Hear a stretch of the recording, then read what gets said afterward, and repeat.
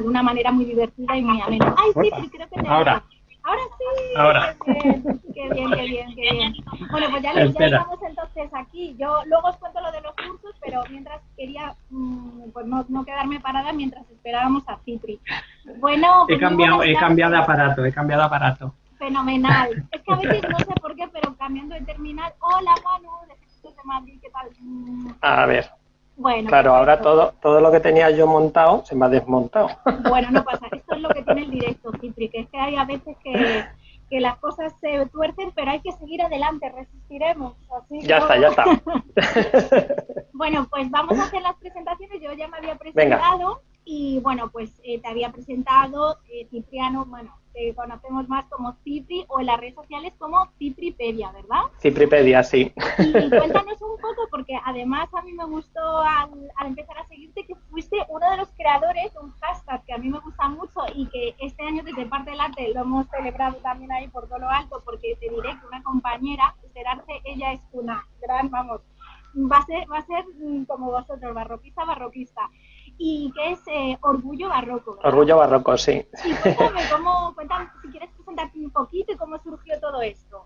Pues mira, yo fundamentalmente me dedico, soy historiador del arte, igual que tú, me dedico a la enseñanza, soy profesor de enseñanza secundaria en la Comunidad de Madrid, pero aparte, pues me dedico a divulgar en redes sociales casi te diría por placer.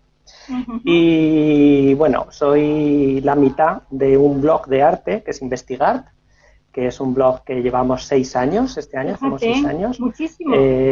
Con contenidos semanales sobre arte, cultura, patrimonio, intentando, hacer algo así como muy, muy bien hecho.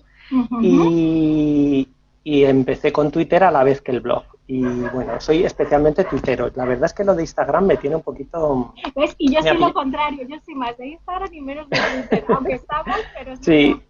Me ha pillado más mayor lo de Instagram. Nada, mira, ahí tengo yo un montón de alumnos que se han empezado a abrir las cuentas desde que hacemos los directos, que nunca es tarde si la dicha es buena, ¿eh? Sí. Y la verdad es que, pues, Instagram, tenía la cuenta y subía cosas, pero hacía menos. Y un día en Twitter se me ocurrió, harto de leer cosas en contra del barroco, siendo yo un especial amante de este arte, buscar una fecha para hacer el Día del Orgullo Barroco. Hice una encuesta en Twitter. Y di 4 opciones de fechas, que eran fechas de nacimiento, porque me parece que los nacimientos son más bonitos. El nacimiento de Bernini, el nacimiento de Borromini, el nacimiento de Velázquez y el nacimiento de Luca Giordano. Y ganó Bernini, que es el 7 de diciembre. Y entonces, esto fue hace 3 años, hicimos ese primer día del Orgullo Barroco, funcionó muy bien.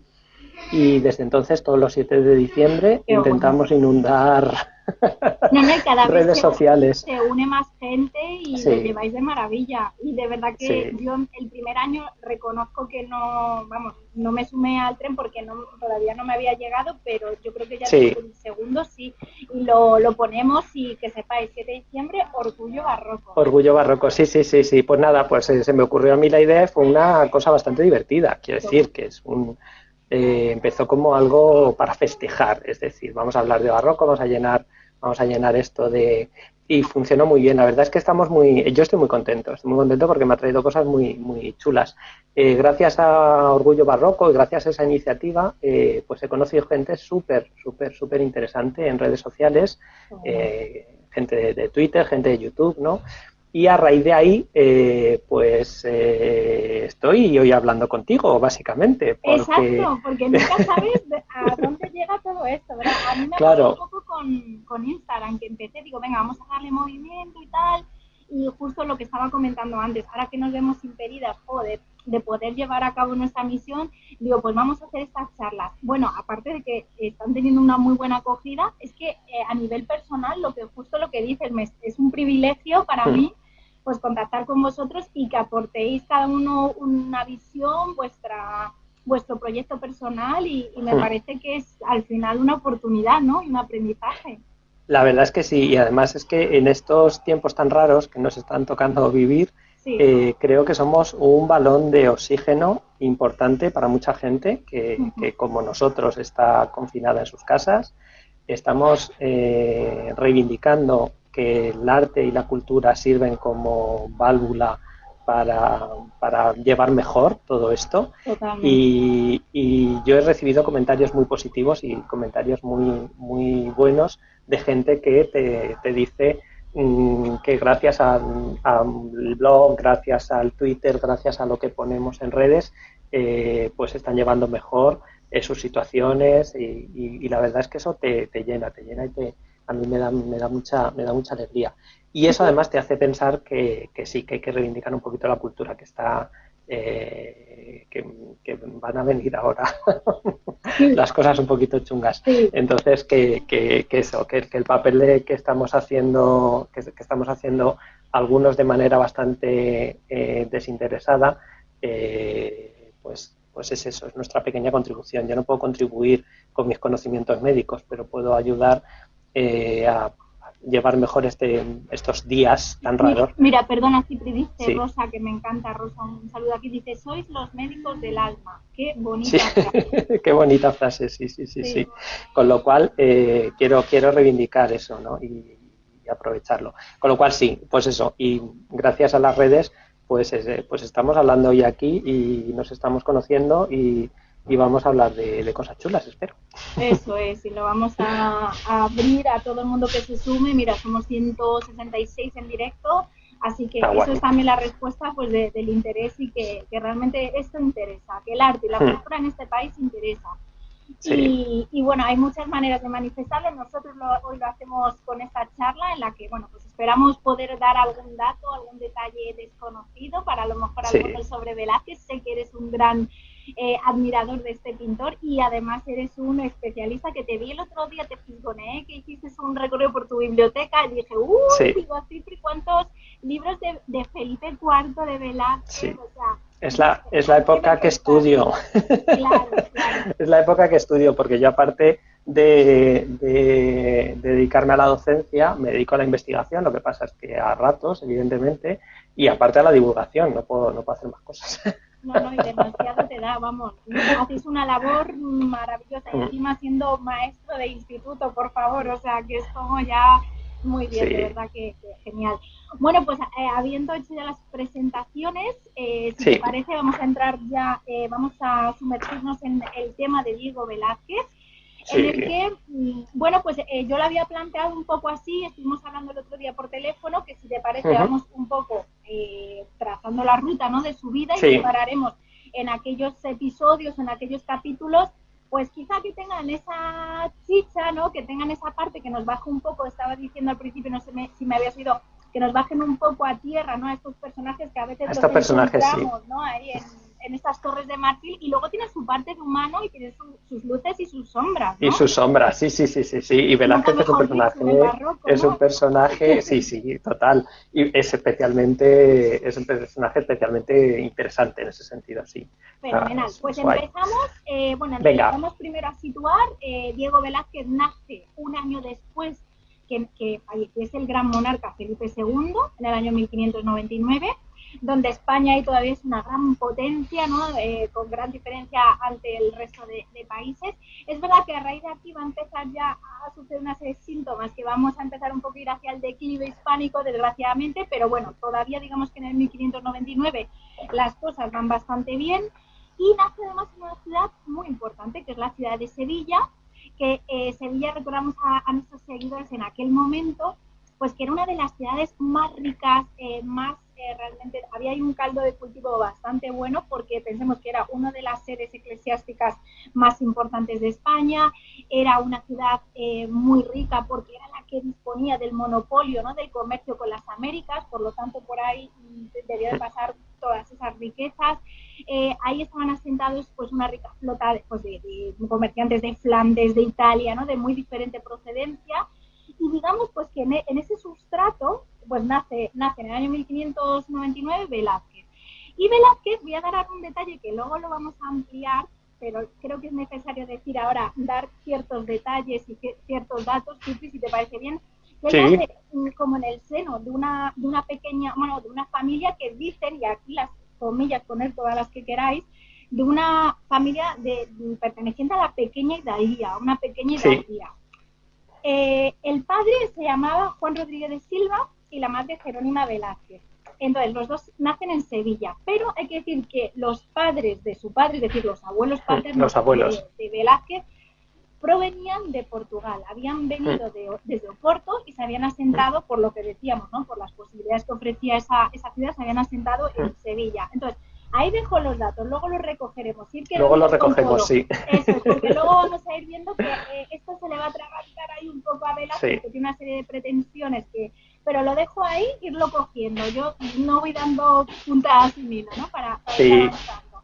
Bueno, él es el mayor de 8 hermanos, adopta el apellido materno, porque hay que decir que, bueno, era la costumbre, ¿no?, de los pintores de aquel momento, adopta el apellido de Velázquez. Y bueno, pues rápidamente empieza como a florecer ese talento que tiene. A los 10 años empieza a formarse con un primer pintor, bueno, que realmente pasa muy poco tiempo con él, ¿no?, que es Francisco Herrera el Viejo. Tampoco me voy a meter mucho, dicen que tenía muy mal carácter y que quizá por eso no aguantó, ¿no? Eso es lo que dicen, que abandonó el taller por el mal carácter de Herrera el Viejo, que era proverbial el mal carácter de Herrera el Viejo. Y me hace mucha gracia. Sí. O sea, que vamos, apenas como unos meses. Unos meses, sí, fue muy poquito tiempo. Eso es. Y luego ya realmente el maestro, que podemos decir realmente, fue Francisco Pacheco, que era un hombre pues muy culto. Es verdad que en la historia con el tiempo pues no se le ha conocido, digamos, como pintor, más como tratadista, porque hizo el famoso, para los historiadores que nos estáis siguiendo también, el famoso el arte de la pintura, que siempre cae, ¿no?, en la carrera, y que él realmente fue el que le enseñó, le hizo todo con él, hizo toda su formación técnica, estética, realmente le enseñó los rudimentos del arte. Entonces en ese momento empieza en ese contrato de aprendiz, que al final era una especie como de contrato de servidumbre, donde Velázquez pues tenía que hacer las funciones o los mandatos que le hacía su maestro, entonces desde moler los colores, decantar los barnices, calentar las colas, preparar, estirar los lienzos, en fin, todo eso. Y a cambio el maestro pues le daba un techo donde guarecerse, le daba de comer, le daba de vestir, le daba de calzarse, que no eran cosas pormenores de la época. Realmente pasaba a vivir con él, es decir, pasaba a ser un miembro más de la familia, con lo cual era importante, sí. Eso es. Y ahí pasa 6 años con él, ¿verdad, Cipri? 6 años que va a estar más o menos. Sí, hasta el... Yo tengo 17, por aquí apuntado, ¿no? Que en el 17 hace el examen de la maestría. Que además, aquí ya también empezamos, que el examen, uno de los jueces, o sea, de los jurados, es el propio Pacheco. Ese es el Pacheco, sí. Sí, está totalmente amañado, sí. Vamos, ya empezamos ahí a ver cosas. Sí. Bueno, el caso que a los 18 se examina, él ya tiene la licencia para ejercer como maestro, no solo de pintura, sino también de imaginería por todo el reino español. Sí. Y antes de cumplir los 19, va y se casa, ya empezamos aquí el tejemaneje, ¿no?, que nos gusta no mucho, se casa con la hija del que había sido su maestro, con Juana Pacheco. Que esto no nos tiene que extrañar, porque decir que es algo que hacían los pintores de la época, que se establecían esos vínculos de parentesco, porque al final creaban una especie como de red de intereses, que luego eso lo que conllevaba era pues propiciar, ¿no?, que le siguieran dando encargos, que le siguieran al final dando trabajo para la familia. De hecho, luego él lo hará a su vez con su hija, ¿no? Sí, también. Es que es muy lógico, porque era una manera de cohesionar los talleres, con lo cual Pacheco no tenía hijos varones, se casa Velázquez, que es su mejor discípulo, además el mejor. Pacheco enseñó a muchos más, pero Velázquez seguramente es el mejor.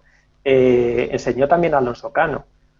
Ojo, cuidado, y Alonso Cano es... Ah, no lo sabía, que también Alonso Cano. Sí, coincidieron en el taller con Alonso Cano.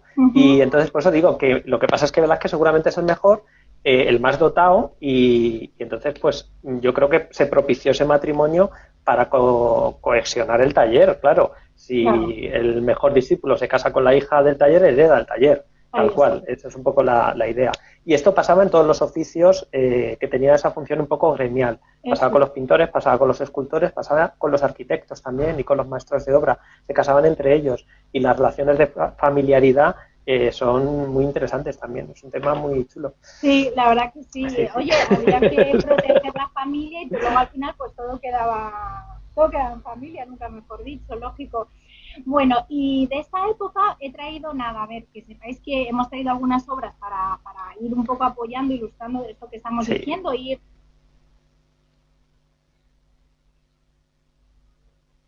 navegando por la biografía de Velázquez, pero en una horita y poco que tenemos, tampoco podemos detenernos en todas las obras. Pero bueno, para que sepáis que de esta época, a los 18, 19 años, bueno, pues uno de los cuadros archiconocidísimos, ¿no?, de esta época es, por ejemplo, la vieja friendo huevos. Hay que decir que era un asunto, tanto el asunto como la manera de representarlo era bastante diferente o difería bastante de lo que se estaba haciendo en aquel momento en Sevilla, ¿verdad, Cipri? Sí, sobre todo porque Velázquez lo que va a hacer en Sevilla es desarrollar al máximo la potencialidad de la pintura realista, entre comillas, es decir, ese naturalismo que viene del mundo italiano, ¿no?, de Caravaggio y de Nápoles también, llevarlo al extremo y es brutal, es fantástico en las calidades que consigue.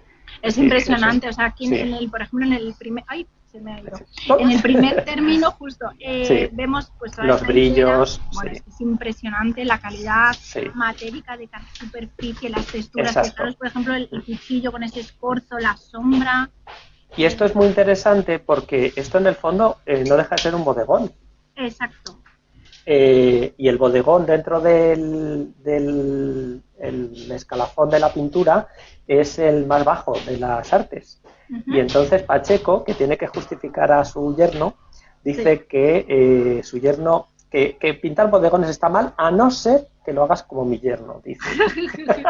Eso me porque encanta. Claro, me encanta, es genial, porque mi yerno lo hace para investigar sobre las texturas, es decir, para ser mejor pintor, ¿no? Es un poco como un ejercicio de aprendizaje. Entonces ahí sí está bien.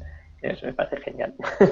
Oye, está genial. Dice, oye, si lo haces como mi yerno, y mirar aquí otra de las obras. Es que este es fantástico. Este es impresionante. El aguador, ¿no? Que, pues, el aguador, sí. Lo que está diciendo Cipri, la calidad, por ejemplo, de esta vamos, de la superficie cerámica, ¿no? Con el agua, la gota, bueno, es que es un virtuosismo.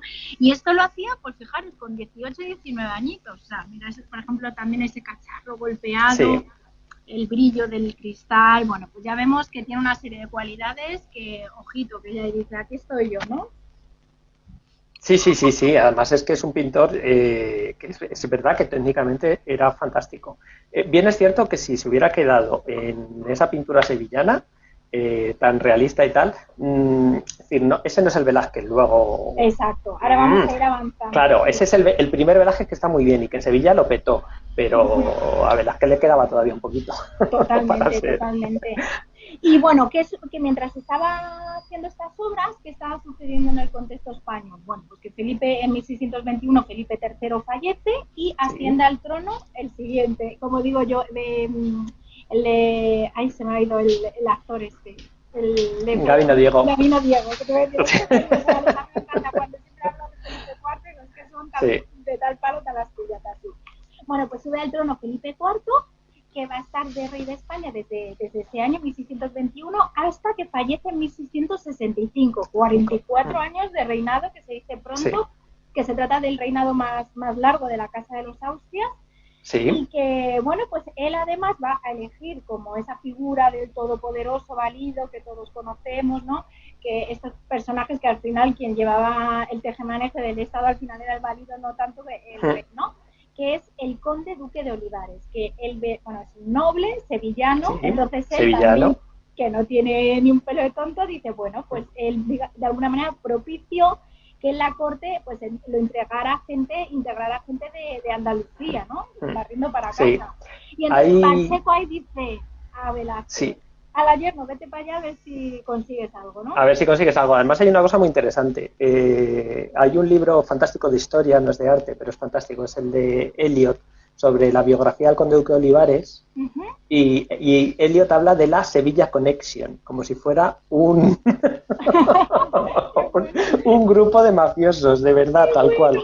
porque el conde duque de Olivares se lleva a gente de Sevilla y los va colocando en todas partes, y se lleva a un artista. Y claro, en Madrid en ese momento, los que están pintando son los pintores que se han formado en el Escorial.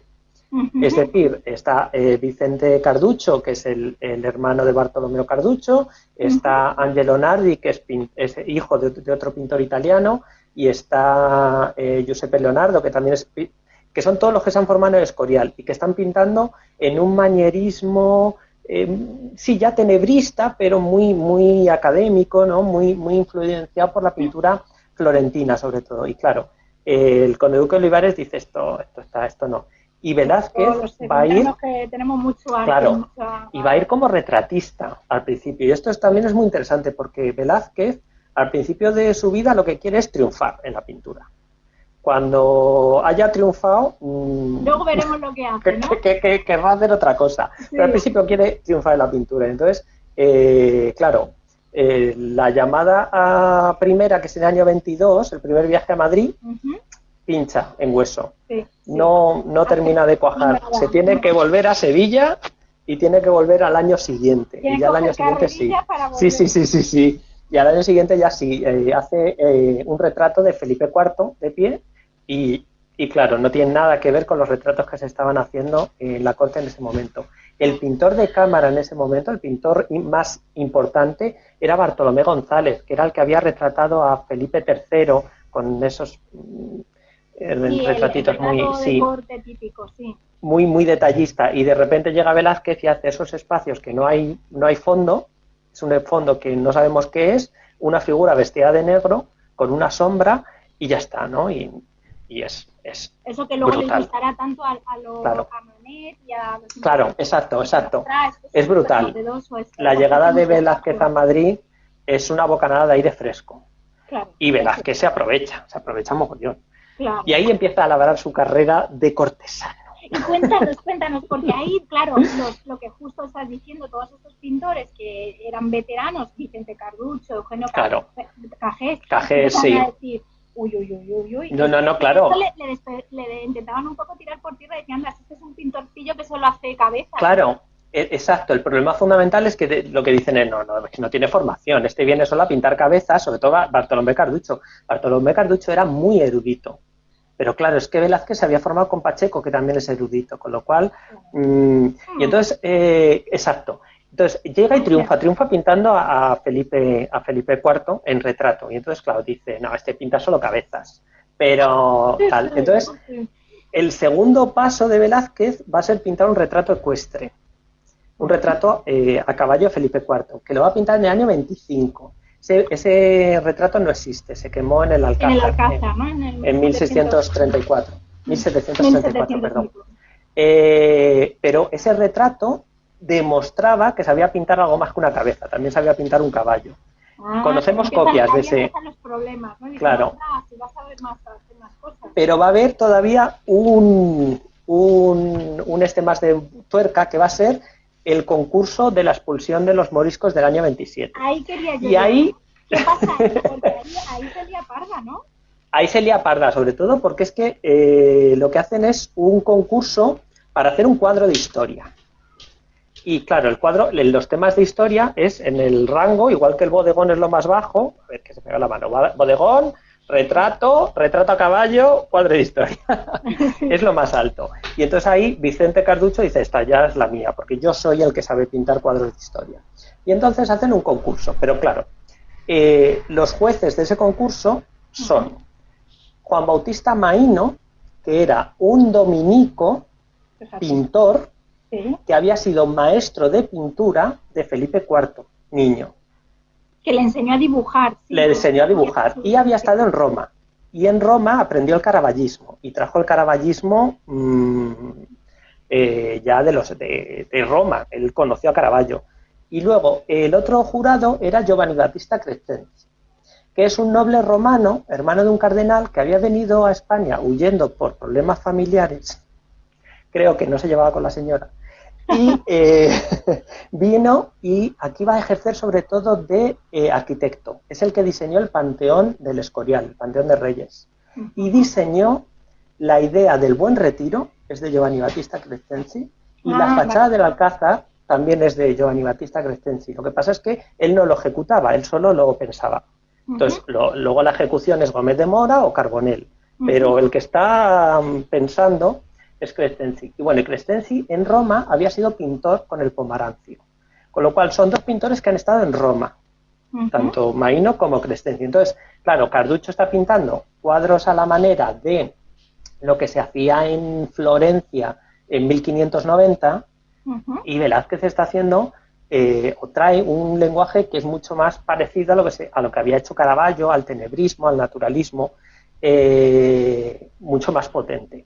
Y entonces gana de goleada y hace él la expulsión de los moriscos. Eso es, y se cuelga la expulsión de los moriscos. La expulsión de los moriscos, porque era un cuadro que tenía que conmemorar a Felipe III para colgar en el salón nuevo del Alcázar, donde estaba colgado el Carlos V en Mulver de Tiziano, el Felipe II entregando a su hijo Don Fernando de Tiziano también, y el Felipe IV a caballo, y había que colocar un Felipe III para que fueran todos los Austrias.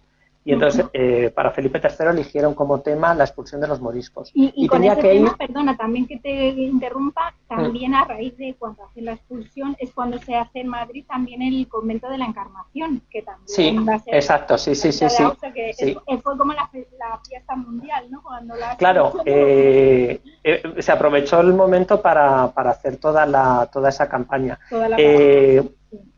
Lo diré, pues el tema es ese. Y el cuadro tenía que hacer... voy a quedar muy...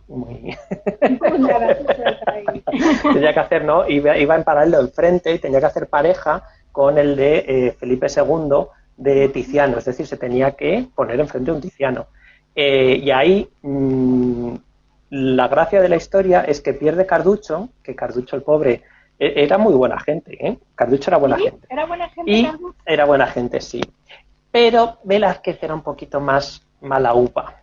Eso es lo que vamos a empezar ahí. Claro, entonces le hizo la 13-14, se llevó al jurado a su terreno, humilló a Carduccio, que estaba por encima de él en el rango de la corte, y triunfó con un cuadro de historia. Es decir, que ahí Velázquez lo tenía clarísimo. Y además iba a parangonar con Tiziano. Gana él el concurso y digamos que ahí hunde un poquito en la miseria a los pintores de la corte. Veterano, claro, exacto. Y a raíz de ahí es cuando ya a partir de 1627, además el rey le pone el cargo más importante de los pintores de la corte del momento, que es ser pintor de cámara, ¿no? Recordamos. Que es ser pintor de cámara porque ya se había muerto Bartolomé González. Eso es. Y optaron los cuatro pintores, optaron Carduccio, Cajés, Nardi y Velázquez, pero se lo lleva Velázquez, claro. O sea, que y también a partir eso de aquí, fue como, perdona, o sea, eso no lo sabía para el cargo de pintor de cámara, sino también como una especie de sí, se hacía terna, todo se hacía con ternas. Sí. Mira, lo de la corte es genial. Todos los cargos de la corte mandaban a un responsable que hiciera una lista. Y esa lista se llama la terna y se pasa al rey. Y el rey de esa terna elige. Pero lo normal es que elija el primero de la lista. Entonces es importante quién hace la lista. Claro. O que el rey, por lo que sea, decida cambiar de opinión o saltarse algún paso. Pero es importante. Con lo de los cargos de la corte es brutal. A partir de ese momento Velázquez va a descubrir que él quiere ser cortesano. Entonces hay una cosa muy divertida, que es que la gente dice, ay, claro, por esta cosa de los oficios cortesanos le dejan pintar menos. No, es que él no quiere pintar. Sí, quiere pintar, él ha triunfado, pero ya lo que quiere es vivir de las rentas, que es muy español. Sí, de hecho, pintar... perdona, para ir metiéndonos en eso, perdona que te porque hay un momento ya que estamos casi llegando, es muy importante que en el año 1628 entra un personaje a escena que es Rubens. Que Rubens viene a Madrid y cuéntanos. Mira, Rubens viene a Madrid y a Velázquez se le caen las bragas, pero tal vez, y digo las bragas porque la braga es una prenda masculina. Claro, es verdad. ¿Por qué? porque Rubens ya había venido a España una vez, en 1606, si no recuerdo mal, 6, no recuerdo la fecha, pero la segunda vez, la de 1628, es porque la gobernadora de los Países Bajos, Isabel Clara Eugenia, quiere hacer un acuerdo de paz con Inglaterra. Y entonces manda a Rubens para que Felipe IV le designe como embajador en la corte inglesa. Bueno, cuando Felipe IV ve que su tía le ha mandado un pintor, dice, mi tía está loca, ¿pero qué es esto? Es decir, que voy a mandar yo un pintor de embajador. Esto es como si hoy en día llegan al presidente de cualquier gobierno y le dicen, oye, mira, que vamos a mandar a este chapista para que vaya a representar a nuestro país en... Sí. ¿Pero qué me estás contando? Es decir, un artesano de lo más vil, claro, pero claro, llega Rubens. Hay que recordar que en ese momento los pintores no tenían no tienen no, eran artesanos, solo tenían consideración social en Italia. Nada más. En España la consideración era totalmente de artesanos. Claro, llega Rubens, y llega Rubens caballero, con su cadena de oro, con su espada, con bien vestido, bien hablado, con don de gentes. Además, seguramente tenía una personalidad arrolladora. Tenía que ser un bon vivant, porque además es que se le ve. Era un señor que ya a cierta edad de su vida pasaba olímpicamente todo, quería pintar y tal. Bueno, pues llega y conquista a Felipe IV. Y conquista a Velázquez. Pero además es muy interesante porque llega a Madrid y de Madrid no le interesa a nadie a Rubens, porque considera que no hay calidad, salvo Velázquez. Vale. Pensaba que, porque digo, Tiziano también se queda maravillado con la Claro, pero Tiziano ya no estaba, quiero decir, están los cuadros. Sí, los cuadros de la colección. Y entonces solo se va a relacionar con Velázquez. Hacen muy buenas migas ellos. Sí. Y se van al Escorial, ¿no? Se van al Escorial. Hay un librito que lo tengo aquí, aunque lo vais a ver del revés. Vale, se llama Velázquez y Rubens, Conversación en el Escorial, de Santiago Miralles Goethe. Qué bueno. Bueno, pues este libro se inventa la conversación que tuvieron en el Escorial. No es un libro histórico. No es exactamente una novela, es un diálogo. O sea, quiero decir, se inventa el diálogo que tendrían que haber tenido. Sí. Y está muy bien. Mira, no, pero esto está gracioso porque te ayuda. Está muy bien porque, quiero decir, históricamente está muy bien, artísticamente está muy bien y seguramente tiene razón, pero no es verdad, este texto no existe. Es decir, es la conversación que seguramente hubieran tenido. Imaginarnos cómo Imaginar de qué habrían hablado. Y está muy bien, está muy bien entretenido. Perdona, ¿el autor me habías dicho? Santiago Miralles Goethe. Es que lo veis al revés, en espejo. Porque estoy en espejo. Bueno, pero no te preocupes que luego este libro y el otro que habías dicho también, que me ha gustado mucho, el de Elio, que me habías dicho. Eliot es la biografía del Conde Duque de Olivares, creo que se llama así, el Conde Duque de Olivares, de Eliot. Está editado en bolsillo incluso. Vale, porque luego para los que nos estén viendo, si les interesa profundizar más, pues pongo los libros, les parece bien, que a mí me gusta ahí dar todos los detalles. Perfecto, bueno, pues entonces... claro, pues, a Rubens, y vamos a que están en el Escorial y Rubens empieza a copiar los Tizianos y ahí le enseña a Velázquez y le dice, mira, es que lo estás haciendo mal. Es que me encanta. Seguramente le enseñó a pintar, le dijo, mira, ven, no has entendido nada, tienes esto lleno de joyas del arte y no las has entendido, y no las has entendido porque no las has copiado, las vamos a copiar. Y Rubens va a copiar los Tizianos con Velázquez al lado. Y le va a decir, mira, ¿ves cómo se pinta? Y le va a decir, y ahora te tienes que ir a Italia. Porque no tienes ni idea. Aquí no tienes, tienes muy buenos cuadros, pero te falta conocer a los grandes de verdad. Y entonces Rubens le mete... la semilla, ¿no? Sí. Le mete dos ideas en la cabeza a Velázquez, que a partir de este momento van a ser las ideas que van a regir a Velázquez. La idea de que tiene que ir a Italia a aprender y la idea de se puede ser caballero. Ahí está. Y eso a partir de ahí, luego vamos a ver cómo irá moviendo. Claro. Ser caballero, siendo pintor, en la España de Felipe IV era de verdad una locura, una verdadera locura. Pero él ya se le ha metido ahí. Y el propio Pacheco lo deja caer en uno de los textos del arte de la pintura. Empieza a decir, mi yerno aspira a una cruz de orden militar. Eso ya está ahí. Sí. Bueno, es ahora, en los años, bueno, no, cuando viene claro, de Italia. Primero tiene que venir de Italia. En Italia, además, Velázquez va a experimentar. Va a hacer un viaje de aprendizaje de verdad.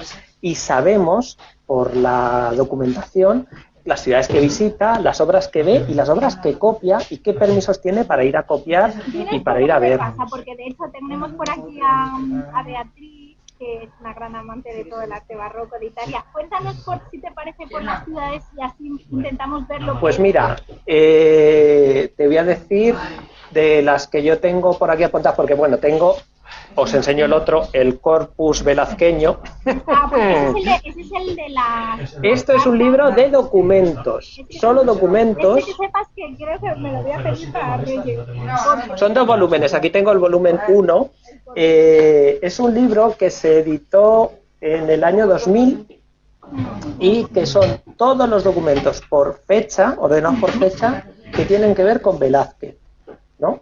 Tal cual. Entonces, está genial porque, por ejemplo, está el contrato de aprendizaje con Pacheco, están los contratos de alquiler de casas en Sevilla, de casas en Madrid. O sea, es legible o es en castellano antiguo. Está transcrito en el castellano de antiguo, pero está transcrito con la fonética actual. Es totalmente legible. Lo que pasa es que sí que es verdad que esto es para friquismos. O para Sí. Pasemos, quiero decir, esto para mí es perfecto, porque son todos los documentos. Entonces, pues, tiene cosas muy interesantes, porque, por ejemplo, Yo sé que va a Venecia, ¿no? Sí, exacto. Tengo aquí que pasa por viaje a Italia, espera que he llegado a... Pues tiene, pasa por Venecia, pasa por Nápoles. ¿Por Nápoles también? Sí. Pasa por Florencia, pasa por Roma. ¿Dónde pone más aquí que hay? Aquí ya estamos en el 31. A ver.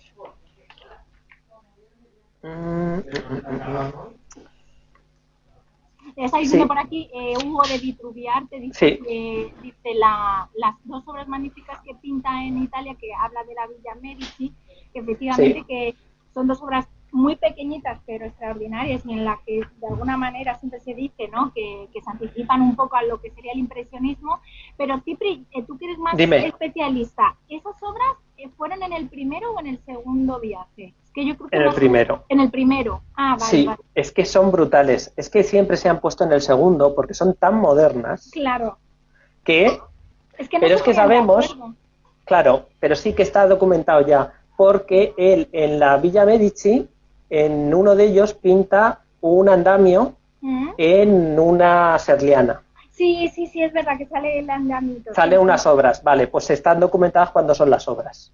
Qué bueno. Y ya se ha podido entonces saber que sí, se sabe, a ciencia cierta. Qué bueno. Sí. Oye, me gusta hablar contigo de que nos clarifiques ahí, porque yo siempre como que lees libros, que en el segundo, en el primero, Sí, y además es que en la primera época, está poniendo Hugo de Vitruviarte que la preparación es de la primera época, es que además en Venecia copió a Tintoretto, lo sabemos por Palomino, que Palomino también lo cuenta Pacheco, creo, pero Palomino cuenta que copia una crucifixión de la Escuela de San Rocco y la última cena de la Escuela de San Rocco. Y la última cena se conserva, la copia de Velázquez, está en la Academia de San Fernando. Bueno, es que es el gran museo. De hecho, en el curso que vamos a hacer nosotros, Olen, de colecciones de Madrid, vamos a hablar de la Real Academia de Bellas Artes de San Fernando, porque siempre queda súper eclipsada por el Gran Museo del Prado, pero que tiene obras súper interesantes, ¿verdad? Sí, pues cuando vayáis, acordaos que si veis una copia de la cena de Tintoretto, pequeñita, es como... No sé si tengo aquí apuntada la medida. No tengo apuntada la medida. Pero vamos, es pequeñito. Es la que hizo Velázquez. Y está documentada. Lo que pasa es que no se atreven a ponerlo en la cartera del Toro. En algunos sitios viene, en otros no. porque, bueno, ya sabes que estas cosas de los Velázquez es complicado, pero es 100% Velázquez, ya te lo digo yo.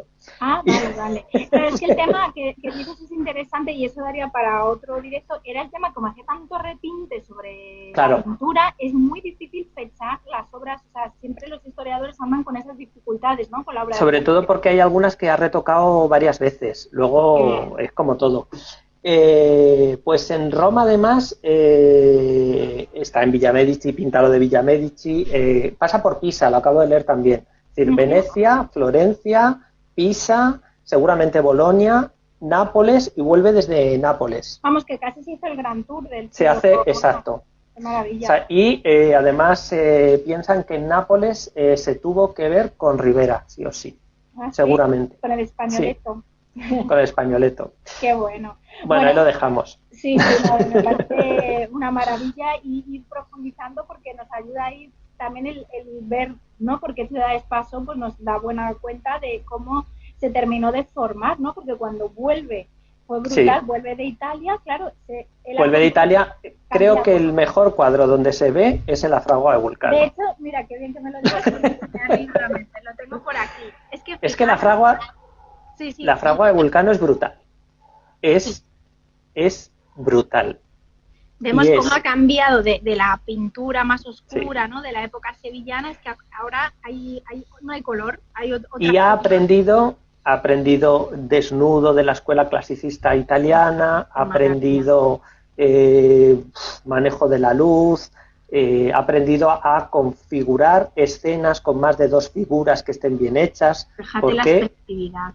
Claro, recordar que su punto débil era la composición de figuras, hasta que no va a Italia no lo va a pillar bien, aunque gana en el concurso de la expulsión de los judíos.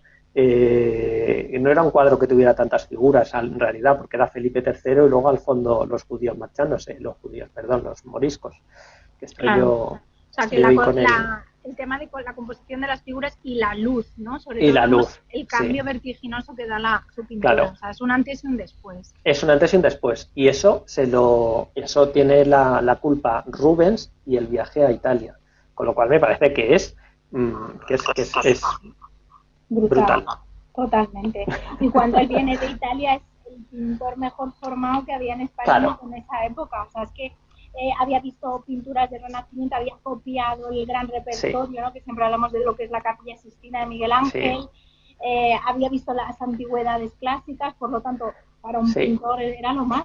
Claro, entonces ahora él, a partir de este momento, va a empezar como a llevar a cabo su idea, que es que va a ser el único pintor importante que va a pintar en la corte. Y entonces se va a dedicar... El único. Sí, se va a dedicar a anular al resto. Esto es súper importante. Pero anular, es decir... Tomar buena cuenta aquí, porque esto es el meollo. Es muy mal bicho, Velázquez. Hay un dato que es fundamental, que es que es así. ¿Cuántos forman el taller de Velázquez? Velázquez tenía taller seguro. Vale. ¿Cuántos nombres conocemos? Eso es. Pues es que ensombrecía todo. Ensombrecía a todo el mundo. Mira, tengo aquí apuntados los nombres de algunos de sus discípulos y os los voy a decir para que veáis cómo no suenan de nada. Diego de Melgar, nada. Andrés de Brizuela. Nada. Y tengo por aquí, bueno, Benito Manuel Agüero. Agüero sí me... No, Agüero... Es el de los paisajes, las vistas de paisajes, que se supone que son de Mazo Agüero, ya está, solo sabemos eso de él. Antonio Puga. Francisco de Burgos Mantilla, un poquito, pero... Tomás de Aguilar. Nada. Juan de Alfaro, que porque se volvió a Córdoba. Vale, algo del ensombrecimiento, ¿no? Francisco Palacios, del que solo conocemos un cuadro. Ahora, ¿qué cuadro? De Francisco Palacios es El sueño de caballero, que está en la Academia de San Fernando, en Madrid. No sé si giro, porque lo tengo aquí en la pantalla del ordenador. A ver si... No sé si lo veis. ¿Lo veis? Sí. Ah, vale, ya sé cuál es. Ese es fantástico, ese cuadro. Ay. Me encanta, con una figura alegre. Bueno, y tengo también la copia de Velázquez de La última cena de San Rocco, que está ahí. No sé si lo veis. Un poco más oscurito, pero sí. Bueno, es que como no puedo controlarlo... Sí, no te preocupes, si no lo iba a buscar yo y para enseñarlo, pero vamos, que ya más o menos para hacerse una idea. Ese sueño de caballero que ha estado atribuido a Pereda Forever and Ever, en realidad es de Francisco Palacios, discípulo de Velázquez, del que solo conocemos ese cuadro. O sea, que me parece brutal. Todos los nombres que nos ha dado Cipri y entonces podemos decir que fue como una figura que hizo ahí, irradió luz y ensombreció o eclipsó al resto. Claro, todo el que entraba a su estudio pues seguramente aprendía mucho, pintaba Felipes cuartos de maravilla, porque es que... sí, porque es que hay una cosa muy divertida. Hay mucho taller de Velázquez, quiere decir, hay muchos cuadros que ves que son del taller. Pues eso lo ha tenido que pintar alguien. Y claro, y luego hay dos nombres que me he dejado fuera de esta terna porque son los que sí conocemos. Bueno, pero... Su yerno. Vale, sí, muy importante. Juan Bautista Martínez del Mazo. Juan Bautista Martínez del Mazo, que sabemos porque es su yerno. Y porque le interesaban. Y le dejó el puesto que luego ya él no claro, lo que él no quería se lo iba dejando a él. Y luego tenemos al otro. Que el otro todavía no lo vamos Todavía no lo vamos a decir. Me gusta mantener el intríngulis. Y cuando está en Madrid, que él ya, pues, como bien está diciendo Cipri, pues tiene esa mayor posición, pues es el momento, casi yo creo que es de mayor actividad, ¿no? Cuando regresa a Madrid, va a hacer los cuadros, pues, que conocemos. Es que a partir de este momento, y perdona que te corte, nada. Es cuando empieza las grandes ciclos decorativos, donde Velázquez no va a ser tanto pintor como... Sí, diseñador de cómo va diseñador y como, te diría casi como... Quería enseñar, si te parece... Sí, enseña. Bueno, que está una recreación de lo que es el Salón de Reinos, ¿no? De lo que era el antiguo palacio del Retiro, que era esa parte sí que se ha conservado, la tenemos en Madrid, que fue antiguo el Museo del Ejército. Y bueno, pues justo lo que está diciendo, vemos aquí como todo lo que él diseñaba, ¿no? La distribución, pues en este caso las cabeceras o los cesteros, los cuadros a caballo, pues de Felipe IV, de Isabel de Francia, del heredero, ¿no? Del Baltasar Carlos. Sí, ese es Baltasar Carlos, sí. Y luego aquí, no sé si lo reconocéis un poquito, no sé si lo veis bien, pero, bueno, aquí le tenemos. De hecho, hablamos de este cuadro, Cipri, porque este fue uno de los también responsables, si no corrígeme, de esa visión que tenía Felipe IV, que luego quería llevar un poco lo que hacía esa pintura, pero a la volumetría, a la tridimensionalidad. Sí, es el cuadro que se suele poner con el tema de Pietro Tacca. Eso es. Pero realmente es la idea del caballo en corbeta. Seguramente el otro caballo que había hecho, el otro caballo que había hecho, el del año 25, también era en corbeta. También era con las manos levantadas. ¿Era el que se quemó en el Alcázar? Se quemó en el Alcázar el otro, claro. Y era también en corbeta, porque la corbeta, las manos levantadas, es la metáfora del buen gobierno. Eso es. Si un rey es capaz... Es un símbolo, ¿no? De las cartas.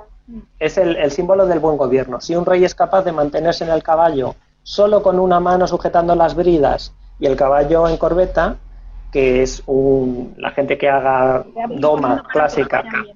Sí, la gente que haga doma clásica sabe que esto es súper chunguísimo, pues si eres capaz de hacer esto, eres capaz de dirigir un país, claro. Claro, qué bueno. Y también como del equilibrio, ¿no? Sí. Claro, qué bueno. Bueno, pues este es el cuadro, este es del 35, de 1675, ¿no? Toda la decoración del Buen Retiro es de la década de los 30, sobre todo desde el 33 al 35, el salón de reinos. Y Velázquez solo pinta realmente los retratos ecuestres y las lanzas. Eso es. Y el resto... Que en ese, era un poco todo lo que es el diseño, lo que quería era ensalzar máximo... las victorias de la monarquía española, sí. Y es muy interesante porque en él solo se deja unos poquitos cuadros y con el resto tiene que pagar favores y contentar gente. ¿Cómo Entonces, eso de claro, pagar favores? Pagar favores, está muy bien. Cuéntanoslo. Resulta ser que tiene que dejarle cuadros a los pintores del rey que seguían vivos, Carducho, Cajés, Leonardo, es decir, a estos les tiene que dejar pintura porque son pintores del rey. Y entonces les deja varios. Y luego están los favores, y el favor es a Maíno, que había hecho de juez en la expulsión de los moriscos, que lo hemos hablado los moriscos. Entonces a Maíno le deja pintar un cuadro, que es la recuperación de Bahía del Brasil, que es fantástico. Y luego le deja mogollón de cuadros a un pintor que dices, ¿pero por qué ha venido este pintor aquí a pintar esto? Que es Francisco de Zurbarán. Bueno, y Zurbarán le deja la defensa de Cádiz, que es de todos el más... El señor sentado en la silla, que la silla se sostiene de aquella manera, el suelo que se viene para arriba, que dices, mira, le has puesto muchas ganas, pero la perspectiva no es lo tuyo. Y sobre todo, los trabajos de Hércules. Que es verdad que iban debajo del balcón y que no se iban a ver. Pero había que pintarlos. Pero hay que pintarlos, y esos Hércules, pobrecito mío, Zurbarán era muy bueno pintando hábitos de monje, pero pintando desnudos no. Es que y claro, ves en el Prado, es verdad que sí. Es como un poco bastacote aquello, ¿no? Y tú dices, ¿y por qué viene Zurbarán a Madrid expresamente llamado por Velázquez para pintar estos cuadros? Pues porque va a necesitar sus favores. Ay, es que este es el tema que más me gusta de la vida de Velázquez. Claro, va a necesitar sus favores. Claro. Todo, sí. Resulta ser que Velázquez está optando ya desde los años 30 a el hábito de la Orden de Santiago, que es la más chunga de entrar de España. Tenías que tener la más prestigiosa. Era la más prestigiosa. Tenías que ser noble, sí. Tenías que tener limpieza de sangre, ser cristiano viejo, ¿no? O sea, cristiano viejo. En tu familia no podía haber ningún judío, ningún mestizo, ningún converso, eso nada. Bien. Y además no podías tener un oficio manual. Muy importante. Y tú me dirás cómo se come eso, un pintor, cómo demuestra que no hace un trabajo manual. Y lo mejor de todo es que Velázquez era pintor manual, no era de pureza de sangre nada. Porque recordamos lo que habían dicho, que los abuelos paternos... Los abuelos paternos vienen de Oporto y parece ser que son judíos conversos. Vamos ya. Y no eran... Sí, la familia materna eran hijos de algo venidos muy a menos. Sí. Me encanta lo de hijos de algo, hijos de algo. Sí, es como... Vaya usted a saber. Muy venidos a menos. Entonces, no cumplía ninguno de los requisitos. Pero es que se empeñó, porque si hubiera pedido cualquier otra orden, seguramente no hubiera habido ningún problema. Pero es que se empeñó en que tenía que entrar en la orden de Santiago. Amigo, es que había conocido a Rubens y ya dijo, yo me conformo con menos. Sí. Ya quería ser lo más. Tenía que ser lo más. Y tenía que ser la principal. Vale, pues este favor que le hace Zurbarán se lo cobrará Velázquez en los 50, que es cuando tiene que volver Zurbarán a declarar.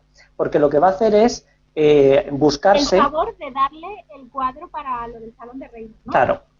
Le da los cuadros para el Salón de Reinos para que le paguen bien. Son cuadros que van a estar en el salón más importante de la monarquía española, en el Palacio del Buen Retiro. Y esto tiene que ver con lo que va a pasar luego, que es un juicio. Va a haber un juicio en el que la Orden de Santiago investiga a todos los testigos que vayan para comprobar que cumplen los requisitos para ser caballero de la Orden de Santiago. Y claro, necesita testigos Velázquez que sepa que van a ser fiables. Y eso es importante, con lo cual... no da puntada sin hilo, ¿eh? No da puntada sin hilo. Es un personaje bastante peculiar, sí. Además... siendo igual de buena persona Velázquez, ya va cambiando un poco la visión, yo creo. Yo siempre he pensado, yo recuerdo la primera vez que escuché decir Velázquez era un mal bicho, fue a un profesor de la facultad, yo estudié en la Complutense de Madrid, y yo juraría que fue a Miguel Morán, el primero que se lo oí decir, así de viva voz. Y para mí fue un shock. Claro. Sí, fue un shock. Sí, porque de Velázquez, o sea, nadie te dice, siempre te habla maravillas, Velázquez, por favor. Sí. Claro. Y cuando te encuentras estas cosas, luego empiezas a rascar y ves que sí, dices, pues mira, era muy buen pintor, pero sí que es verdad que era un poquito especial. Sí. Yo recuerdo de uno de los posibles discípulos que tiene Velázquez, que creo que era, no lo he dicho antes porque, bueno, no he señalado a todos porque hay muchos nombres que luego que es Diego Polo. Diego Polo acabó zumbao. Y hay una teoría que decía que acabó zumbao por lo mal que se lo había hecho pasar. Velázquez acabó encerrado. Sí. Y el Velázquez sí que a sus amigos les ayuda y les coloca, y a los que no, pues les hace ahí un poquito la 13-14, sí. Me fascina Velázquez en ese sentido. Sí, que dice que lo valía, por supuesto, sí. Vamos, a mí es uno de mis... Claro, no, es que una cosa no quita la otra. Es una cosa, no le fantástico. Como pintor, sino claro. Más, lo que pasa es que a mí sí que me choca. Vuelvo a conectar porque se nos ha desconectado. Bueno, ahora enseguida todos los seguidores se vuelven a conectar. Hola de nuevo. Estamos de nuevo por aquí, nos volvemos a conectar. Carmen Ramírez, ¿qué tal? Carmen García Aguirrezábal. Hola, Yoli. Os volvís rápidamente a conectar. Es que sucede una cosa, que Instagram, cuando llevamos una hora, ya sabéis que nos corta. Entonces estábamos muy enfrascados. Voy a mandar la solicitud para que pueda entrar con nosotros. Y justo estamos en este momento tan candente de la historia de Velázquez. Estaba emocionado. Claro, ¿sabes qué me ha pasado? Que el caso que tengo que estar pendiente porque cuando llevamos una hora se corta. Sí, se corta, sí, lo sé. Decir, pero que estaba tan enfrascada en la conversación que se me ha ido santo al cielo. Así que bueno, damos unos minutillos para que se vuelvan a terminar de conectar. Y encima que estamos ahí con este maravilloso... Estamos justo en el proceso judicial, ¿no? De cuando Velázquez quiere para ser miembro, caballero de la Orden de Santiago. De la Orden de Santiago. Y aprovechar ella de ver. Recapitulando esa orden más prestigiosa, más difícil, que muy bien Titi nos había dicho que tenías limpieza de sangre, tenías que, por aquí, estaba grabando también el vídeo para... Mira, estoy leyendo a Caravaggio, nos está escuchando Caravaggio, que lo sepáis. Qué bueno, qué maravilla, Caravaggio. Pues, y nos está diciendo pregunta de historiadora, ¿crees que Velázquez pudo ver alguna obra de Caravaggio en vida? Sí, en Roma sí. En Roma. Claro, porque además, como iba como criado de Felipe IV... Dice Gemma, me tenéis en un sin vivir con la verdad, es que no tengo quedado ahí. ¡Ay, Caravaggio, hola! Como iba como criado de Felipe IV, le dieron acceso a los palacios para ver colecciones, porque eso se hacía mucho. Y iba con cartas de recomendación. Y por ejemplo, le permitieron hospedarse en la Villa Medici, es decir... Pero bueno, no nos vayamos ahí de... No nos vayamos por allí. Vamos a volver ahí, que estamos en el proceso judicial, claro. Un momentazo de la vida de Velázquez en la que él tiene la pretensión de ser miembro caballero de la Orden de Santiago. Sí. Y que no reúne los requisitos que muy bien nos ha mencionado Cipri. No claro. Tiene linaje noble, no, digamos que no podía asegurar esa hidalguía y aparte se tenía que mostrar que no había trabajado con las manos, así que de una manera muy difícil un pintor podía demostrar aquello. Así que, ¿cómo lo hace Cipri? ¿Qué hace pues mira, manga tiene? Lo primero que tiene que hacer es mentir, vilmente. Y entonces, el juicio al final, toda la documentación se junta al final de la vida de Velázquez, pero esto empieza en los 30. Lo que pasa es que es súper lento. Va y entonces, hasta el 59, ¿no? Hasta el 59, y él muere en el 60. Es decir, esto, pues él lleva y presenta una genealogía.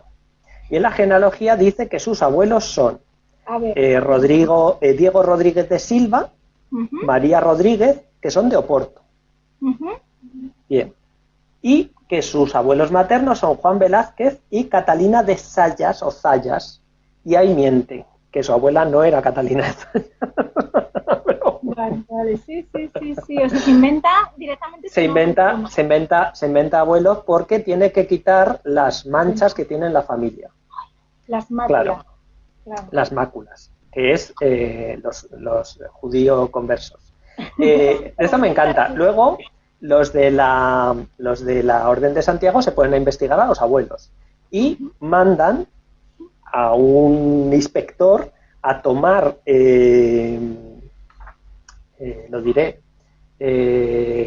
testimonios, sí. Y manda a gente que tienen que ir a, lo tengo por aquí apuntado, porque es que van a Monterrey, en Galicia, a Berín, que está también en La Coruña, a Tui, lo tengo por aquí, bueno, en cada sitio entrevistan a una mínimo de 10, 12 personas. A Pazos... Bueno. ¿Y qué conclusión llegan?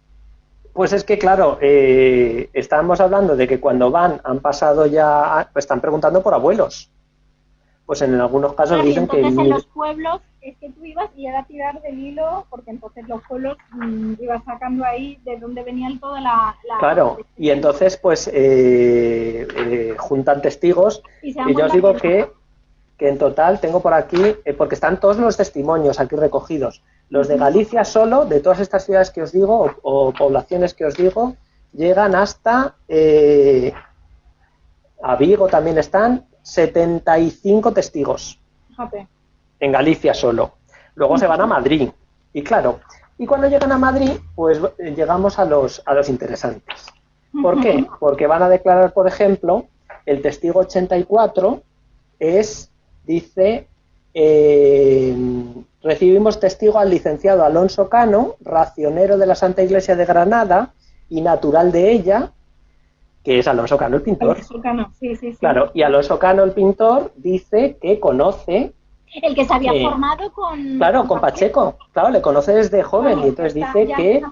Sí. Claro, que... A ver, dice, es natural de la ciudad de Sevilla, conoció a sus padres, que se llamaron Juan Rodríguez de Silva y Jerónima Velázquez, naturales de dicha ciudad de Sevilla, conoció al abuelo paterno y que oyó que eran de la ciudad de Oporto en el Reino de Portugal y que no conocía a la abuela paterna, pero que tiene noticias que se llamaba María Rodríguez, ¿no? Bueno, y que también era que se lo inventa, ¿no? Sí, y dice que lo tiene por cristiano viejo, limpio de toda mala raza y mezcla de judío, moro o nuevamente convertidos, sin haber oído que ninguno de ellos ni sus ascendentes fueran penitenciados por el Santo Oficio de la Inquisición. Es decir, digamos que ratifica y llegamos a la parte que más me gusta. Dice, en cuanto al pretendiente, digo lo mismo, y preguntado por el oficio de pintor, digo que en todo el tiempo en que le conocí, ni antes sabe ni ha oído decir que lo haya tenido por oficio. Es decir, que no ha sido pintor nunca, que no ha tenido tienda, ni aparador, ni vendido pinturas, que solo ha ejercitado por gusto suyo y por obediencia a su majestad, para adorno de su real palacio, donde tiene oficios honrosos como son el de ser aposentador mayor y ayuda de cámara, y que esto es la verdad. Me encanta. Me encanta, eso es como lo de punto, y ya está, y esto es la verdad. Claro, es decir... va Alonso Cano a decir que no le ha visto pintar nunca, que no tiene oficio, y tenemos el examen del año 17 que le permite abrir tienda en Sevilla, quiero decir... Eso es que tela marinera. O sea, me parece tremendo, el argumento, y esta es la verdad. Este es el testigo 84. El testigo 85 os va a sonar también. Juan Carreño de Miranda. Uy, sí, hombre, claro. El que fue pintor luego de pintor del rey cuando muera Martínez del Mazo. Eso. El testigo 86. A ver, Francisco. Llamamos aquí a la palestra. Testigo 86. ¿Qué dijo el testigo 86? El testigo 86 es Francisco Zurbarán Salazar. Uy, también me suena, Zurbarán. Natural de Fuente de Cantos, provincia de León, en Extremadura, y vecino de la ciudad de Sevilla. Y entonces dice que nunca le ha visto tener oficio vil, ni mecánico, ni bajo, de los que comprende la sexta pregunta. Que en la dicha ciudad de Sevilla ni en esta corte ha tenido oficio ninguno, si no es el de pintor de su majestad. y que ha cuidado y cuida el aliño de su real palacio, sin que jamás haya conocido tener tienda ni aparador como otros pintores, que siempre ha tenido la estimación que le honra, como es notorio y público en esta cosa. Es decir, que todos le dicen que no pinta, que solamente pinta porque le da gusto al rey. Qué maravilla. O sea, me parece un argumento, o sea, tú fíjate, o sea, que solo porque le hace como un favor al rey, pero su trabajo no es mecánico, no es artesanal y que no... Claro, esa es un poco la idea. Declara también Francisco Burgos Mantilla, que es uno de sus discípulos, declara Angelo Nardi, pintor de su majestad también, Gaspar de Fuensalida, que a este no le conozco. ¿Quién más por aquí? Dice por aquí, dice, vaya triquiñuelas que buscaban, hombre. Claro. Mira, por aquí nos han dejado una pregunta, en el sticker de preguntas dice, ¿sabéis algo acerca de la posible autoría de Velázquez respecto a los frescos de la Encarnación? ¿Encarnación? No es ese Velázquez. No es ese Velázquez, no. Es el otro Velázquez. Claro, son los pintores del 18, los Zacarías González Velázquez. Claro, digo, yo me he quedado, será Zacarías. Es otro Velázquez. Sí, es otra centuria, otra... Es otro, y además es toda una familia, los González Velázquez, que esos son los que pintan en la Encarnación. Y en las Descalzas. Y después de todo este proceso judicial, que de alguna manera, como dices tú, es un proceso realmente muy largo que empieza en los años 30 y que no va a finalizar casi hasta el final de su vida. Pero fíjate, de todos estos que he citado, son nombres, pues ya te digo, Zurbarán vino a pintar para el Buen Retiro. Sí. Alonso Cano vino a Madrid porque le llamó Velázquez. Vino cuando viene Velázquez al poquito, es decir, era del círculo de amigos. Carreño de Miranda es el único pintor que junto con Francisco Ricci, Velázquez va a dejar entrar a pintar a Palacio, pero porque van a pintar frescos. No van a pintar... Que él no sabe. Claro. Es decir, y se hace amiguito y también... Claro. Es decir, entraban ahí. Y otro de los que van es Sebastián de Herrera Barnuevo, que vosotros no lo conoceréis, pero es el pintor al que yo dedico mi investigación realmente. Mi tesis doctoral es sobre él. Y era discípulo más o menos de Alonso Cano en Madrid. Iba a ser también arquitecto y escultor. Es un nombre muy completo. Y también va a declarar en el juicio. Y como va a declarar en el juicio, Velázquez entonces le deja entrar en el ámbito de la corte y le deja ver las pinturas y le deja curiosear, cosa que al resto no les dejaba, por lo que te digo. Es decir, no dejaba pasar a cualquiera. Madre mía, era un mal bicho. Ya vamos, claro. Va cambiando. Bueno, pues al final también tenemos que ver las circunstancias, como uno se tiene que hacer ahí su hueco, pero es cierto que hace unos tejemanejes increíbles. O sea, increíbles. Entonces me parece fascinante. Y además es lo que te digo, eso no ensombrece a su pintura, sino simplemente le da un lado un poco más humano, porque... Totalmente, y muy inteligente, por su parte. Sí, también. Sí. Hay una cosa que ya os digo que me llama mucha atención de todo esto, que es cuando ves a alguien mentir descaradamente, porque no parece que el juicio te tal, y ves a Zurbarán y dices, no, no ha tenido tienda nunca. Sí, es como, pero, en serio me estás mintiendo a la cara, ¿no? Como, sí, y me parece muy, muy, muy fascinante. Bueno, y luego tendríamos, bueno, no sé si quieres comentar. No, sigue tú porque si no me voy. Yo encantadísima de escucharte, Cipri. O sea que, por ir un poco siguiendo con la línea, luego, como parece ser que le gustó esto de viajar a Italia, se va a hacer un segundo viaje a Italia. Sí. Y en el año 1648 vuelve a irse a Italia. Pero en esta ocasión no va tanto porque el primero fue pues para continuar su formación y demás, y digamos que va con el fin de un poco con ese diseño para decorar, para ganar los palacios, y va a coger las pinturas y esculturas, ¿no? Para el Real Alcázar. Hay una cosa muy interesante, y es que en uno de los cargos cortesanos que él tiene, el primero fue ujier, luego fue alguacil, luego ayuda de guardarropa, luego ayuda de cámara, Y de repente, en los años 40, Felipe IV le nombra superintendente especial de las obras del Ochavo. O sea, eso parece como un superhéroe que te pasa. Claro. La superintendencia es un cargo que se inventan, que es un poco como el especial para esto, ¿no? Entonces, porque el Alcázar... Un cargo a su medida. A su medida, sí. Que y es era para lo que él realmente quería desde que conoció a Rubens. Sí. Y este cargo realmente es para darle el aspecto de apariencia arquitectónico de las nuevas habitaciones que se han creado con la fachada del Alcázar. Y que es tu torcida. Lo diré. Entonces, como han creado estas nuevas salas y hay que decorarlas, Felipe IV le manda a Italia con dos funciones: comprar obras para decorar y contratar a un fresquista italiano, porque en España no había fresquistas. Ese era Pietro da Cortona. Claro. Quieren que venga Pietro da Cortona. No lo consigue porque Pietro da Cortona tenía 70 años. Claro, es que es muy y Pietro da Cortona decía, tenemos que ir a Madrid a pintar los frescos. Y sí conseguirá Velázquez contratar a dos fresquistas boloñeses, que son Angelo Colonna y... lo diré, Mitelli y Colonna, que traían la cuadratura, que es arquitecturas fingidas en los techos, que es lo que va a hacer luego, por ejemplo, el padre Pozzo a principios del 18 en Italia, en San Ignacio, en Roma. Ese tipo de género ya se hacía desde antes, se llama la cuadratura, porque es arquitecturas fingidas, y entonces traen a unos expertos que estaban pintando, por ejemplo, antes de venir a Madrid, estaban pintando el Palacio Pitti en Florencia. Qué maravilla. Micheli y Colonna, quiere decir que no son dos don nadie. No nos suenan porque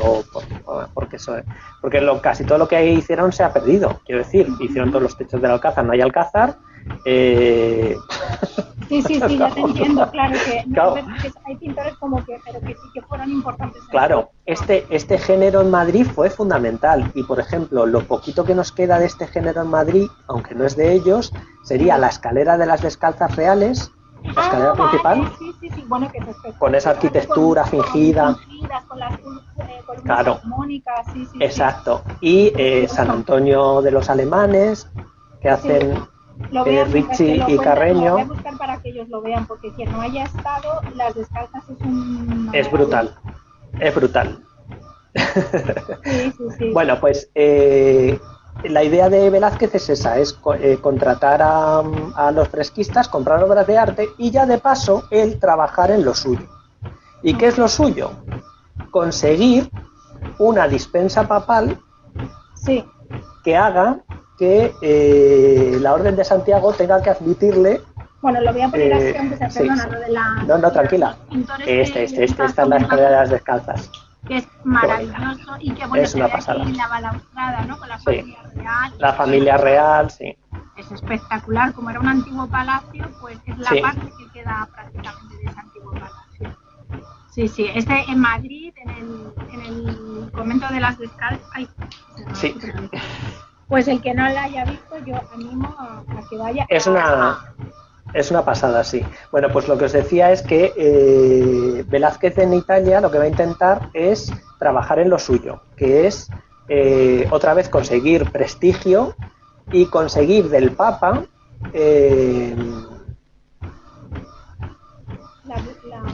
un breve pontificio que le exima del juicio por el hábito de Santiago. Pero eso no fue, bueno, si te parece eso lo vamos a dejar como para el final, para resolverlo, porque ahí hay todo un misterio curioso. Porque eso no es hasta el 59, ¿no? Lo del Papa Alejandro VII. No le mandan pero él en este segundo viaje a Roma va a hacer pico y pala. Perdona, vale. ¿Me explico? Entonces, claro. ¿Qué es lo que va a hacer? Por un lado, tiene que contratar artistas para hacer las obras de las esculturas, las copias, no sé qué, tiene que negociar lo de los fresquistas, y por otro lado tiene que hacerse como un poco de nombre en Roma. ¿Cómo va a intentar conseguir hacerse nombre en Roma? Intentando que le acepten en las academias romanas. En la Academia de San Lucas, que es la Academia de los Pintores, y en la Academia de los Virtuosos, del Panteón. Me encanta ese nombre. Sí, es genial. Es que tiene mucha forma ya. Bien, ¿qué es lo que pasa? Que es un triunfo a medias, porque él entra, pero como retratista, por sus virtudes en el retrato. Y ya hemos dicho que el retrato en el escalafón social va por debajo de la pintura de historia. Él no entra como pintor de historia, que hubiera sido ya él. O sea que, claro, no llega al nivel... No llega al sumum, pero oye, no está mal. Es nombrado académico de San Lucas y es nombrado virtuoso del Panteón porque expone retratos. ¿Y qué retratos pinta? Pues pinta a la gente de la corte papal y pinta a uno de sus discípulos que nos hemos dejado sin mencionar. ¿A cuál? A su esclavo mulato negro. Bueno, es que lo tenía aquí, digo, a ver cómo hablamos de, porque nos están diciendo por aquí ya los... El esclavo, ¿qué pasa con Juan de Pareja? Digo, Juan de Pareja, el esclavo mulato. Ponlo. Porque aquí tenemos un personaje también curioso, curiosete. Cuéntanos, Juan de Pareja. Bueno, pues Juan de Pareja es un esclavo de origen africano que tiene Velázquez. Le vemos ahí, sí, la pielecita oscurita. Claro, es mulato. Nacido en Sevilla, Juan de Pareja. Había nacido en Sevilla y era uno de los esclavos que tenía Velázquez y que se llevó... David dice, perdona, es que dice Lenny Kravitz. Lenny Kravitz, sí lo he leído. Es que se parece un poco, sí. Le falta la bufanda, ¿no? Juan de Pareja, como es criado de Velázquez, es esclavo criado, lo tiene como criado, Velázquez lo coge como aprendiz y como ayudante en el taller y le enseña a pintar, y Juan de Pareja va a ser pintor también. En el Museo del Prado hay un cuadro de Juan de Pareja, que es una vocación de San Mateo, donde el propio Juan de Pareja se autorretrata en la vocación. Pero bueno, sí, se autorretrata. Pero fíjate que luego buscáis el cuadro, porque está en la web del Prado, y le pinta mejor Velázquez que él a sí mismo. ¿Ah, sí? Sí, él se pinta un poquito más blanquito, pero es brutal. Bueno, ese retrato de Juan de Pareja, la vocación de San Mateo, sí. Espera, que estoy aquí. Vale, está pintado en un lateral. Es que no le veo. Ah, vale, es que no le reconocí. Aquí ya no es Lenny Kravitz. No, ya no se hace más blanquito. Ese está. Está aquí, ¿no? Ahí, mírale, ese es. Ese es Juan de Pareja. Vale.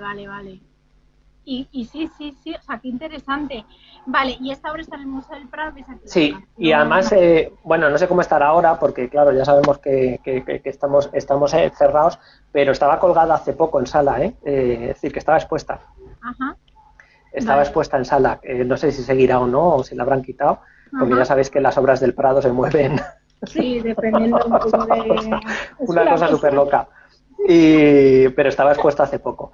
Y bueno, pues Juan de Pareja es uno de los retratos que cuelga en el Panteón de Agripa, que es donde se exponían las obras para ser elegido, ¿no?, de esta Academia de los Virtuosos.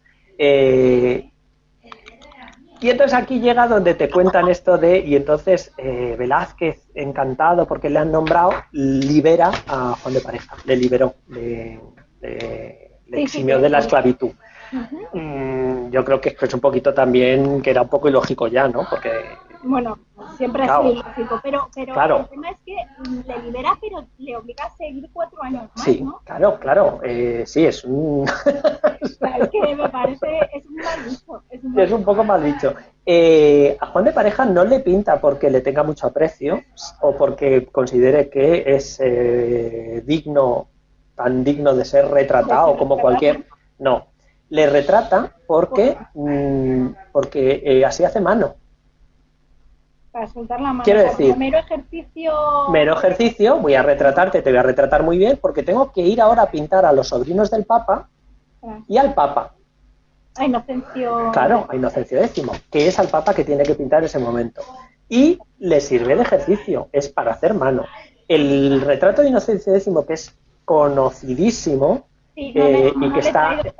Sí, no te preocupes, está en la Galería Doria Pamphili en Roma, porque el Papa es Inocencio X. Todavía tengo ganas de ver yo esa obra. Ay, yo estuve este verano, en agosto, con mis niñas allí. Está además en un montaje especial, está solo en una sala con un busto de Bernini, del propio Inocencio X. Una pasada. Y además en la Doria Pamphili no tiene turistas. Bueno, mira, es Sí, el Inocencio X. Inocencio X era conocido de Velázquez, porque Inocencio X había sido nuncio en Madrid. Es decir, había vivido en Madrid y había conocido a Velázquez, cuando Velázquez está en Madrid de pintor. Con lo cual, digamos que tenía mano para entrar. Además, Inocencio X era filo español, con lo cual no había ningún problema, era el criado del rey y se iba a dejar retratar. Y la anécdota cuenta que cuando... Es una anécdota que yo creo que es falsa, pero me encanta, como casi todas las anécdotas falsas.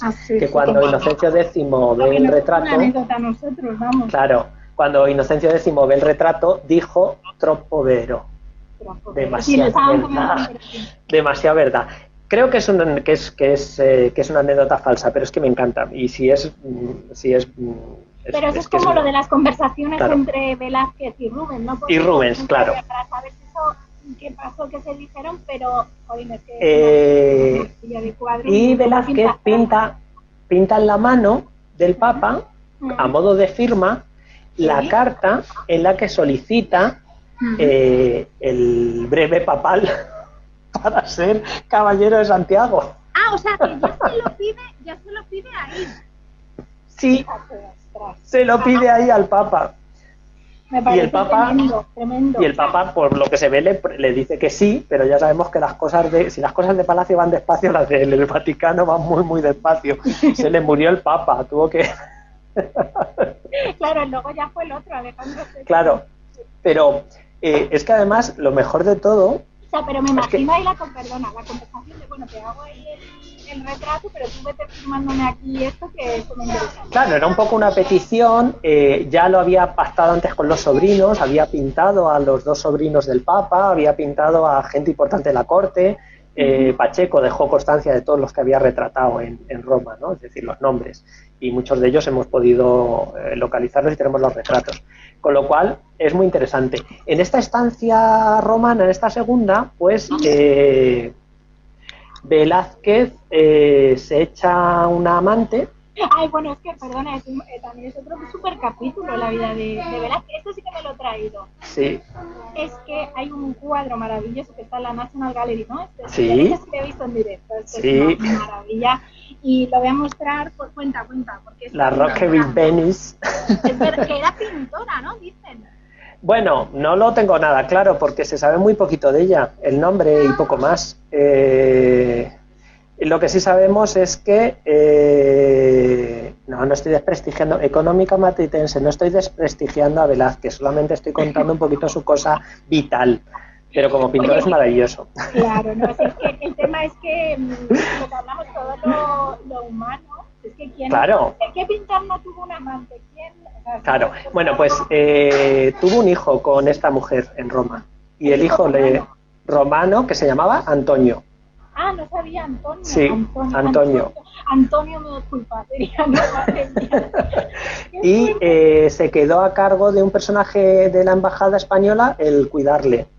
Y está toda la documentación de las cartas, ¿no? De hecho, perdona, ahí también me gustaría que te has leído lo del tema de las correspondencias y tal. Creo que ya Felipe IV estaba de los nervios, ya como que pasa con Velázquez, que ya tiene que volver, y él como que retrasó bastante. Él retrasó y al final le dice que vuelva. Seguramente se lo retrasa porque él en Roma se lo está pasando muy bien, claro. Claro, es que mirar, ¿cómo no se le va a pasar mal? Es que, fíjate, claro, pues aquí en Roma... Aparte de que el cuadro es fantástico, porque es fantástico de verdad, es decir, es una maravilla. Y además está homenajeando a los dos pintores a los que él se quiere parecer, que es a Rubens y a Tiziano. Claro. Esto está en la línea. Venus del espejo, tienen Tiziano y tienen Rubens. Dice por aquí, si preguntan, ¿su amante entonces también pintaba? Pues a ver, es que hablan bueno, que no se sabe exactamente, ¿no? Pero no se sabe exactamente. Por ejemplo, Sara Ruballo, la gata verde... Flaminia Triunfi, ¿no? Sí. Yo no sé si Sara, que como está haciendo toda la recopilación esta de mujeres... Es la que puede saberlo. Ella, por ejemplo, es firme partidaria de que la mujer de Velázquez, de que Juana Pacheco pintaba. Eso dice... Ella es firme partidaria. Y seguramente aprendió, rudimentos de pintura tenía, y seguramente aprendió con su padre porque se enseñaba indistintamente, normalmente, si les veían cierto manejo a los hijos o a las hijas, indistintamente. Pues mira, de hecho, hablando, así fue un poco cuando dijo, tienes que para Velázquez hablar con Cipri, pues de aquí le voy a dar la vuelta cuando habrá que hacer alguno para hablar de la Pacheco, como dice ella, y de Flaminia Triunfi, que bueno, la ponían ahí, la nombraban como una excelente pintora, que no sé yo hasta qué punto, pero... recogeremos ahí el guante, muy bien, sí. Pues en ese segundo viaje, ya os digo, tiene el hijo, tiene Antonio, Felipe IV al final le mete prisa y le obliga a volver, él no quería. Felipe IV, mientras que Velázquez está en Italia, se ha casado en segundas nupcias, ha recibido a la mujer, es decir, como que necesita que venga porque además hay que hacer los retratos oficiales. Claro, se puede hacer en Roma. Claro, Felipe IV se casa en el 49, Velázquez había ido en el 48 y no vuelve hasta el 50. Entonces, claro, ahí hay... No tenía el 50, que era hasta el 51, o sea, el 50. Es que creo que es principios del 50, finales del 50, principios del 51. Seguramente volverá en diciembre o por ahí, porque esta gente luego apuraba mogollón. No tengo la fecha exacta y cito siempre de memoria, porque yo soy muy de citar de memoria. No te preocupes, si es por el que tenía más o menos, esperamos que está como 3-4 años en Italia, sí. En ese segundo viaje. Vale, y cuando ya viene... regresa, que ya Felipe IV estábamos diciendo que el pobre estaba ya desesperadito de por favor ven ya aquí, le nombra aposentador real, que también es un super cargo, ¿no?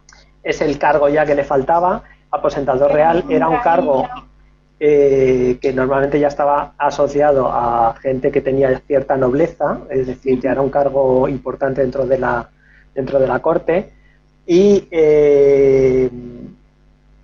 ya con todo esto vuelve otra vez a activar lo de su petición de ser caballero de Santiago.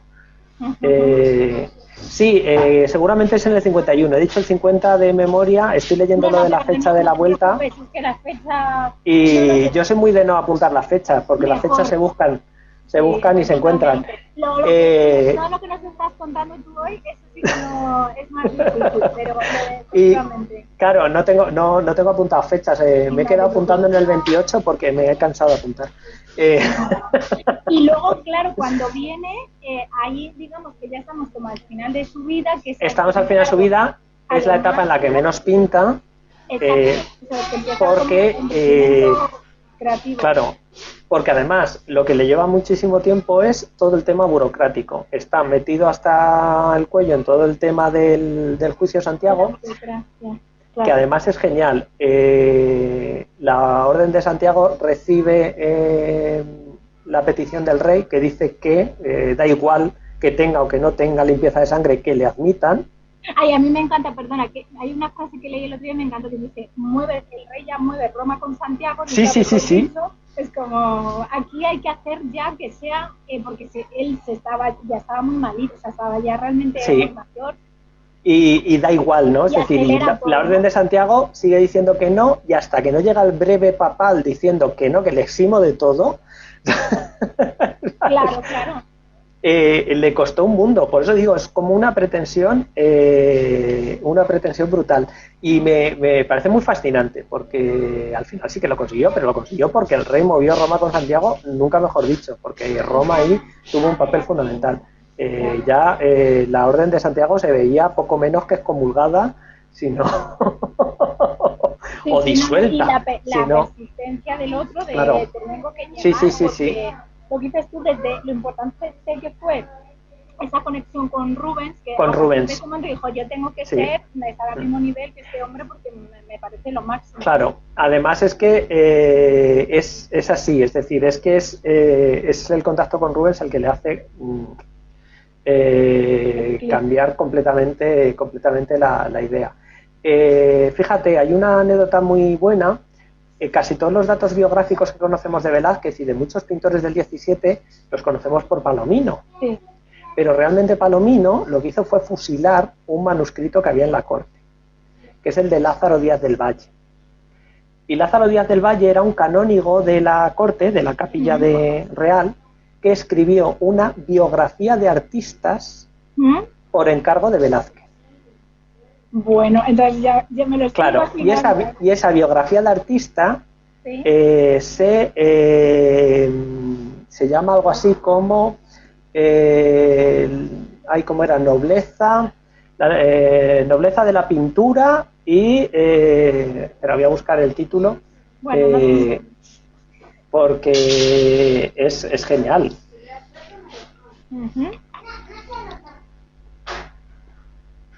A ver, dice por aquí, Palomino, ese pájaro. Aquí había muchos pájaros. Dice por aquí Maite Fonseca, dice, por favor. Aquí lo tengo. Sí, dime. No, el título digo, porque es que es genial. El título de la obra, a ver si yo llego, es... Ay, es que me sale el otro. A ver, Nobleza del Reino de no, ¿dónde estamos?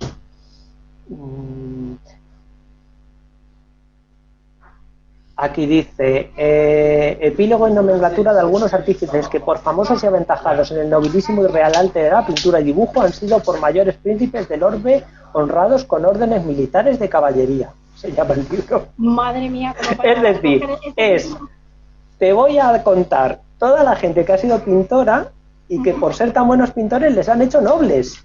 Madre mía. Y hace un listado de artistas. Y ese libro se hace completamente, lo diré, por encargo de Velázquez.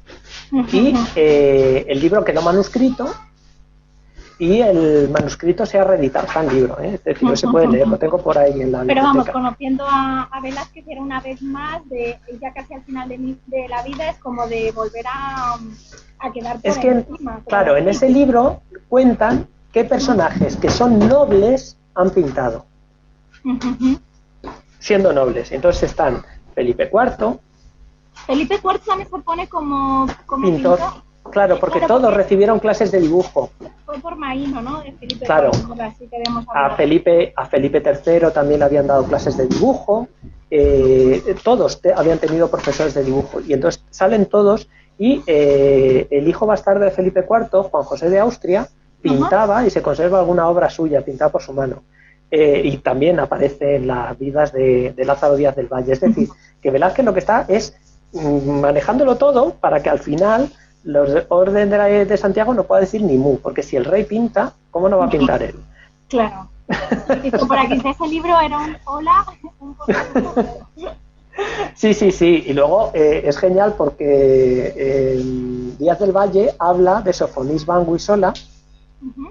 Es uno de los primeros que habla de ella, porque ella llegó a ser pintora de Felipe II, y habla también de... era la calidad de dama de corte, ¿no? Claro, pero él habla como pintora, y también habla de Artemisia Gentileschi, pero las mezcla, y a las dos las llama Sofonisba Gentilesca. Un refrito de las dos. Y Palomino, como copia a Díaz del Valle, comete el mismo error.